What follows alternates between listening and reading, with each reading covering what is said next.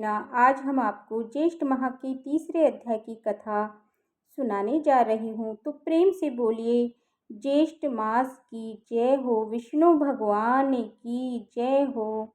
स्कंद जी कहने लगे कि ज्येष्ठ मुनियों, सब पापों का नाश करने वाला ज्येष्ठ माह को दिनों का संपूर्ण महात्म्य और जलदान का संपूर्ण महात्म्य कहता हूँ। आप श्रवण करें। ज्येष्ठ शुक्ला एकम से लेकर ज्येष्ठ शुक्ला दशमी पवित्र नियमित व्रत करना चाहिए। गंगा जल के पवित्र जल में स्नान करना चाहिए।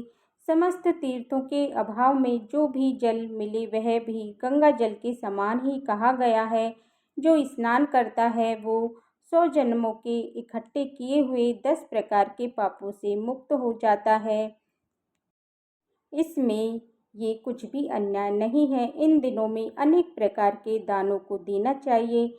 इन 10 पापों में 5 महापाप और 5 लघु पाप हैं। इन दिनों में दिए हुए सब दान अजय हो जाते हैं।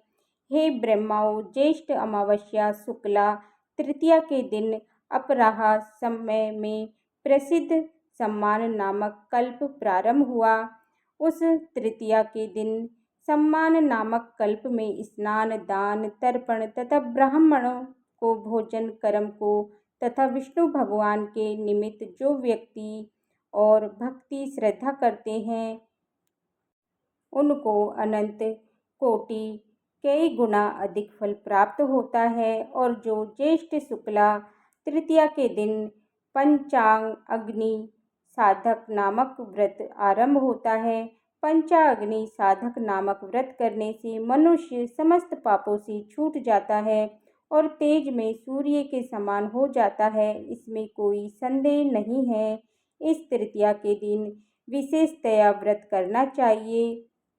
सधवा विधवा सभी स्त्रियां इस व्रत को सौभाग्य सिद्धि के लिए करें। हे ब्रह्मा श्रेष्ठ, इस तृतीया को वामन कल्प का प्रारंभ हुआ।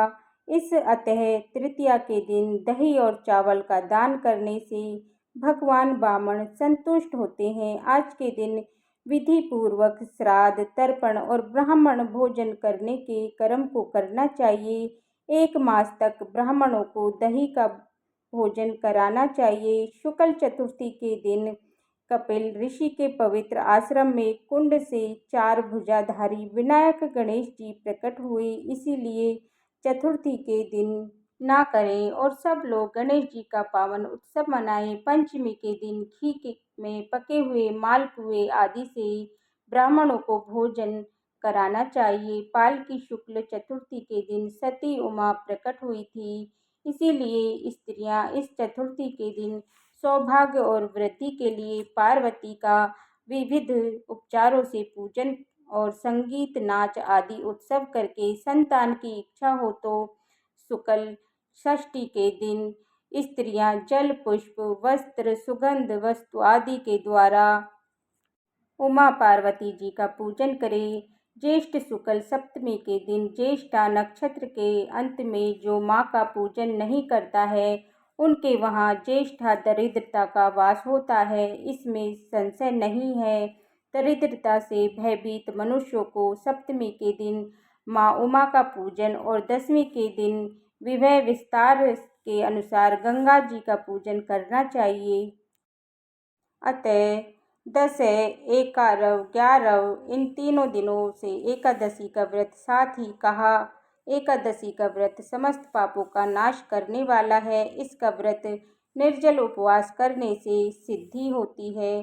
त्रयोदशी से लेकर पूर्णिमा मासी तक 3 दिन का जो उत्तम व्रत कहा गया है, यह व्रत सावित्री नाम से प्रसिद्ध स्त्रियों को सौभाग्य देने वाला है। इन दिनों में वट वृक्ष के मूल भाग में जल सिंचन करें और वट वृक्ष के समीप ब्रह्मा, यमराज, सत्यवान और सावित्री का पूजन करें। इस तरह नित्य आहार का त्याग करके 3 दिन व्रत करें। इस प्रकार कृष्ण पक्ष में भी 3 दिन का व्रत करके एकम के दिन पारण करें। यह नित्य व्रत है। स्त्रियों का इस व्रत को सदैव करें। यह व्रत 1 वर्ष करने से सिद्ध होता है। ज्येष्ठ माह की पड़वा से ज्येष्ठा नक्षत्र से युक्त हो तो यह कोटि सत पर्व से भी अधिक श्रेष्ठ है। ज्येष्ठ पूर्णिमा के दिन मनुष्यों को अनेकों दानों को देवें। वे उन दोनों का संक्षेप में मैं कहता हूँ। ये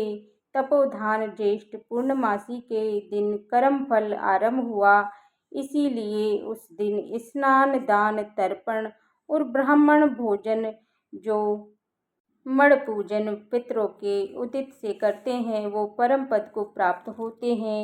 ये भूरस सतयुग के आरंभ में जिस ज्येष्ठ पूर्णमासी के दिन मंतर कल्प आरंभ हुआ, इसीलिए उस दिन श्राद्ध दान करना पितरों को तृप्तदायक कहा गया है। इस प्रकार देवताओं से पूजित इस ज्येष्ठ मास में बहुत से व्रत कहे गए हैं। प्रेम से बोलिए ज्येष्ठ मास की जय हो, विष्णु भगवान की जय हो।